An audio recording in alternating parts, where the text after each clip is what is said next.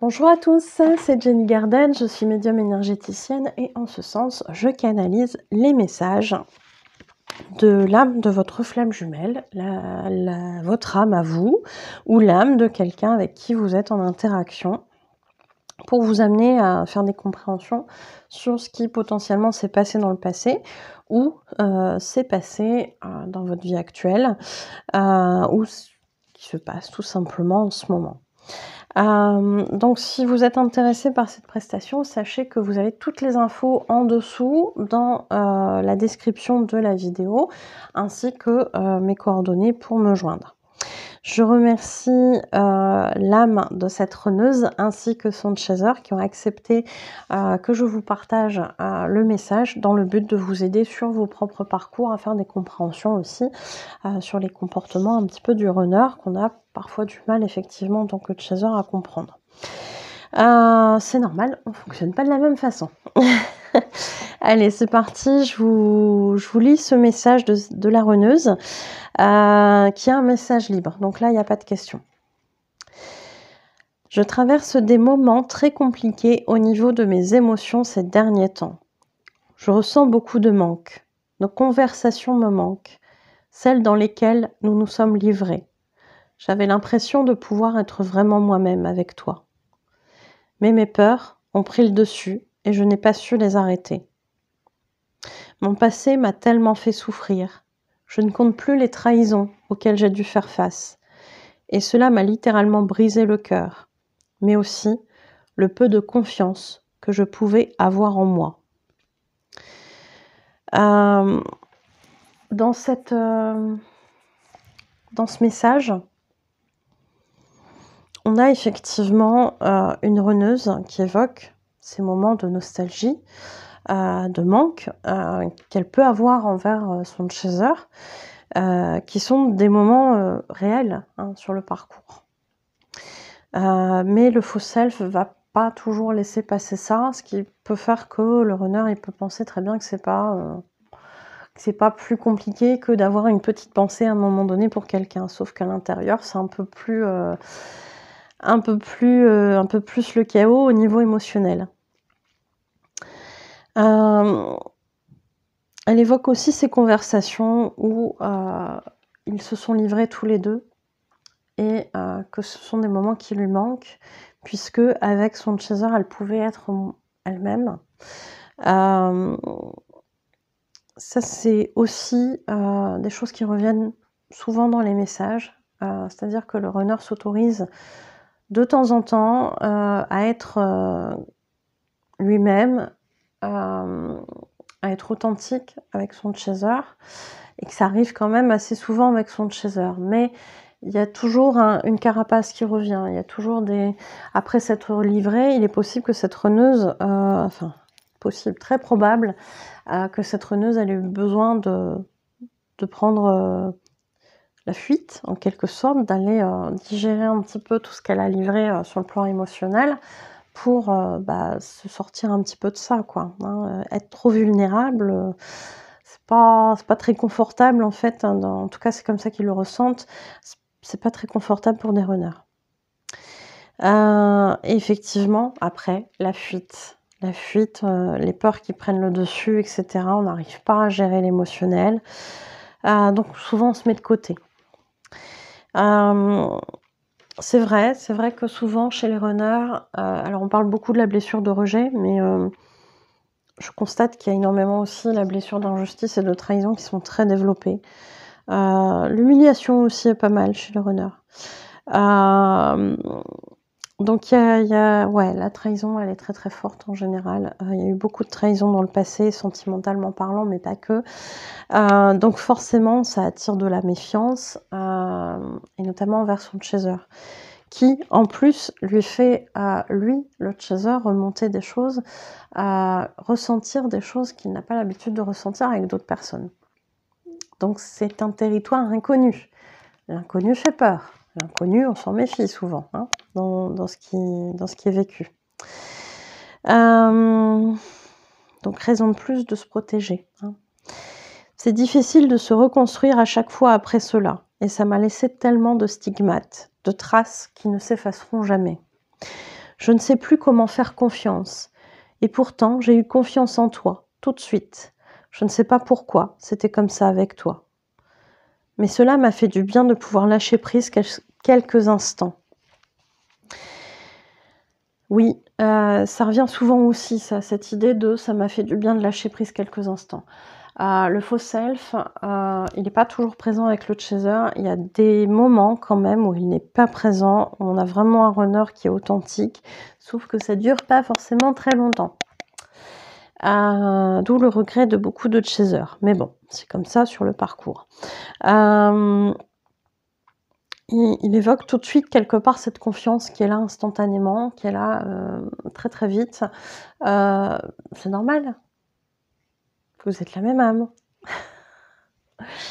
Mais c'est toujours très étonnant, n'est-ce pas?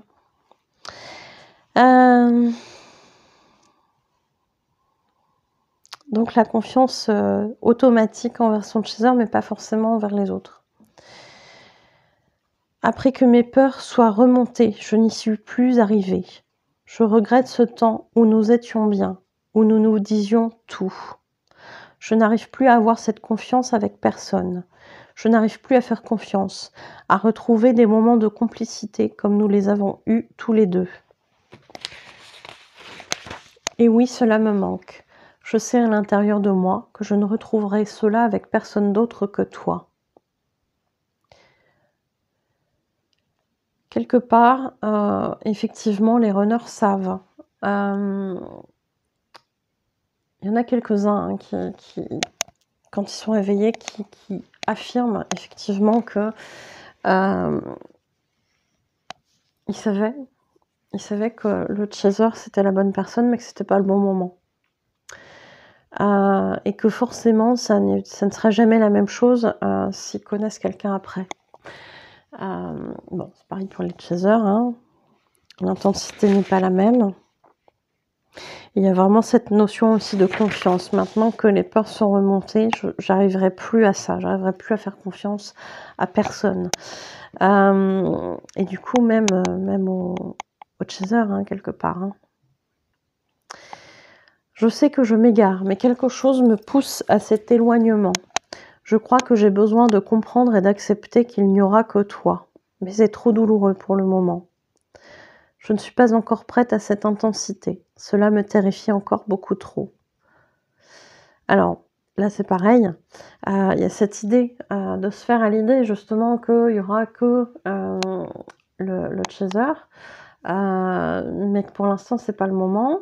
Et qu'il faut accepter ça. Parce que souvent, ce qui se passe du côté des runners, et notamment les hommes, c'est qu'ils ont tendance à aller dans une autre relation avec une tierce.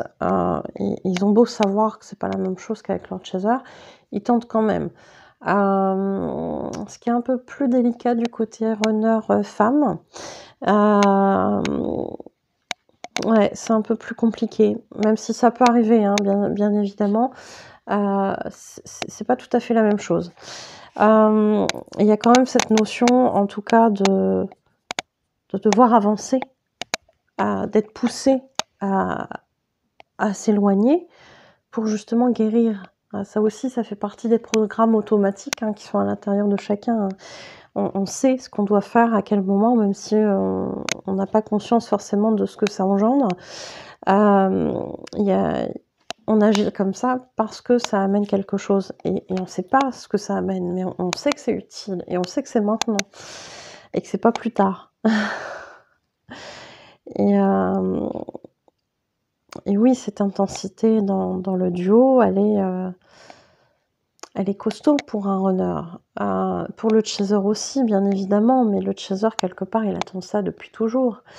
Le runner aussi, mais le runner il se sera tellement convaincu que ça n'existe pas, ou que ça existe que dans les films, ou que si ça existe, ça va forcément foirer et que ça va être souffrant, finalement, il n'a pas envie d'y aller. Et il n'est pas prêt à ça non plus.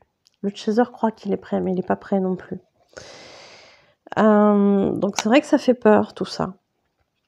Je sens que tu avances de ton côté et d'une certaine façon, cela me pousse à avancer également.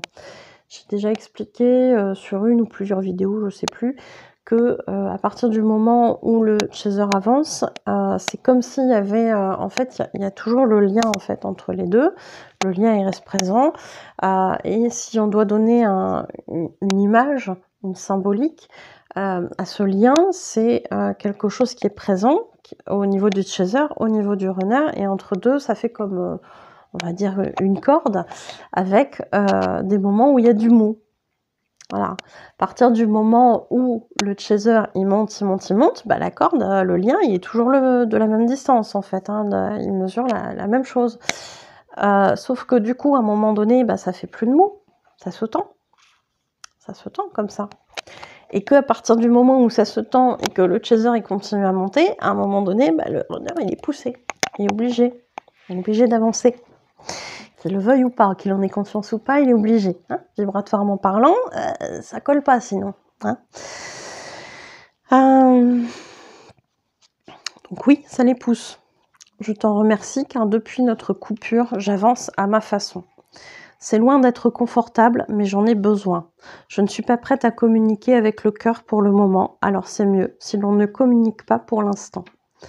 Laisse-moi me rendre complètement compte de ce manque de toi. Déploie ta lumière en évoluant vers ce que tu es depuis toujours. Cela sera encore plus difficile pour moi de résister à l'envie de revenir vers toi. Garde la foi en ce que nous pouvons être à l'avenir. Je t'aime. Ce qu'elle évoque ici, c'est intéressant aussi parce que bien sûr que là tout de suite elle n'est pas prête, elle est en train de travailler, elle le dit. Et quand ils sont en train de travailler, c'est pareil pour le chaser, il faut du silence, il faut de l'introspection. On va pas vous mettre dans des moments où vous allez avoir plein de monde autour de vous. Alors oui, dans la vie quotidienne, vous allez aller au boulot, etc. Mais à partir du moment où vous aurez fait ce que vous avez à faire, vous allez être tout seul chez vous. Vous sentir seul, s'il y a du monde à côté. Et tout ça, ça va faire que vous allez aller à l'intérieur de vous pour aller guérir ce qu'il y a à guérir. Hein. Donc forcément, non, ne communique pas avec moi puisque ça va me distraire, ça va me rajouter des émotions pas forcément évidentes à gérer dans ce que je suis déjà en train de libérer, ce qui est déjà pas évident, donc ça peut faire trop. Hein. Moi j'ai déjà entendu là des runners, j'ai entendu un runner là récemment qui est venu pendant le soin sur une chaser, et là il y a son runner qui se pointe et qui regarde et qui avait déjà assisté à d'autres soins et qui est en mode alors là je veux bien nettoyer un petit truc là. Je veux bien nettoyer un petit truc là. Et il me regarde et il me dit, c'est pas la peine de faire plus, je pourrais pas, c'est trop. Je suis déjà pas bien, donc on va limiter le truc. Mais je veux bien nettoyer ce petit machin là de... Voilà.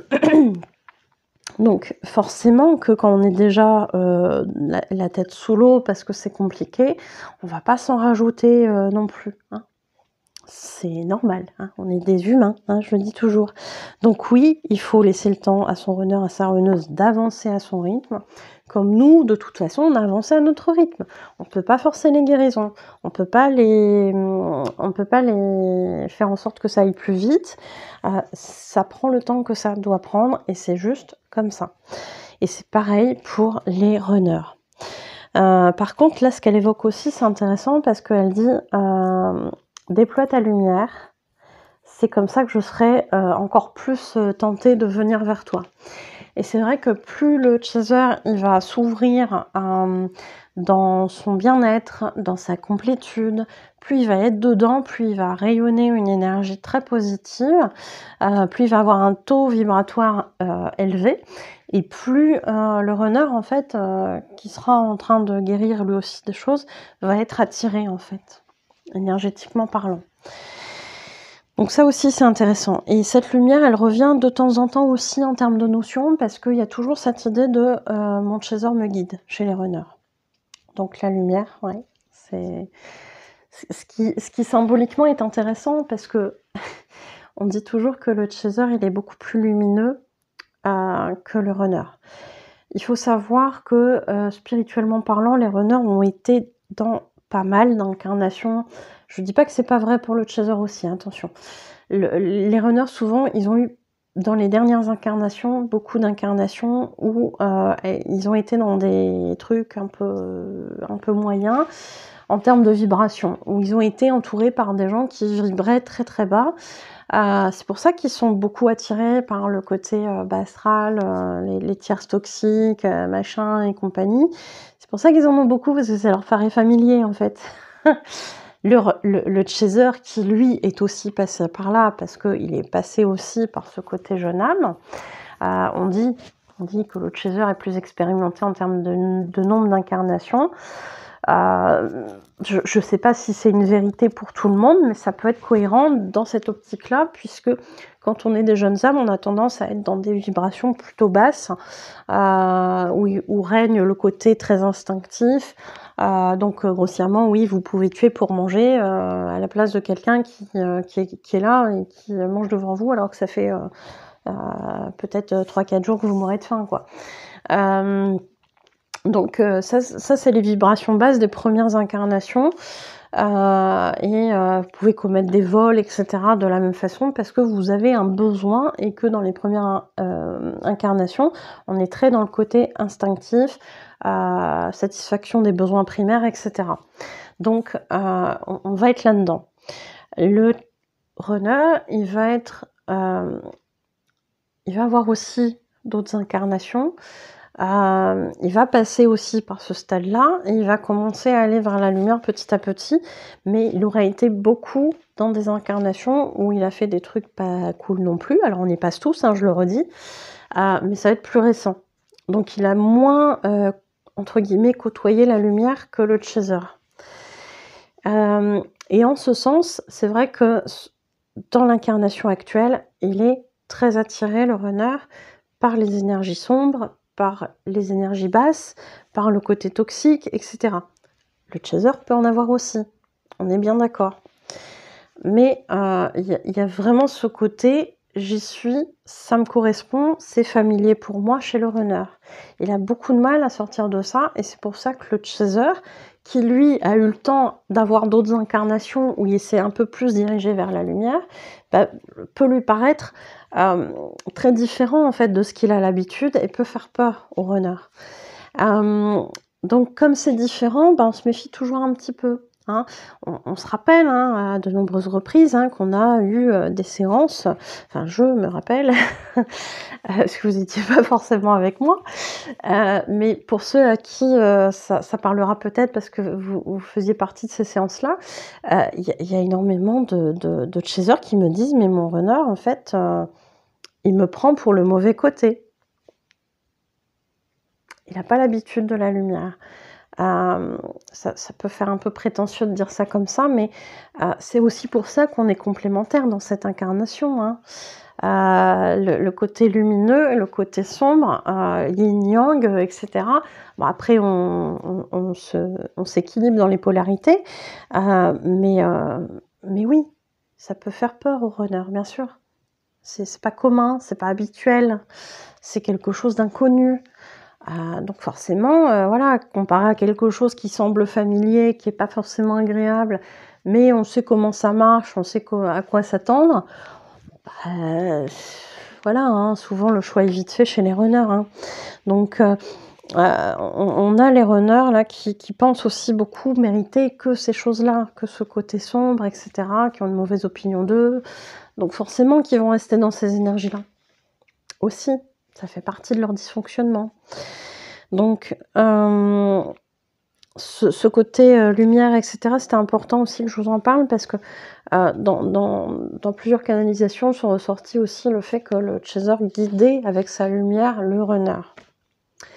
Et c'est souvent l'image que me donnent les guides aussi quand je dois parler de ça. Le chaser, il va faire le chemin avec sa petite lampe là, sa petite lampe à pétrole si vous voulez, ou sa lampe torche en fonction de la modernité. Et puis vous êtes dans une caverne, il y a plusieurs tunnels, etc. Et le chaser, il va en prendre un, il va avancer, il va virer tous les obstacles, mais il va avancer avec les infos qu'il a, c'est-à-dire la lumière, et comment ça marche le parcours, c'est quoi les étapes, comment ça se fait que mon runner il fait ci, il fait ça, Pourquoi, quel dysfonctionnement, pourquoi moi j'agis comme ça, etc. Quel dysfonctionnement j'ai. Toutes les infos, c'est représenté par cette lumière.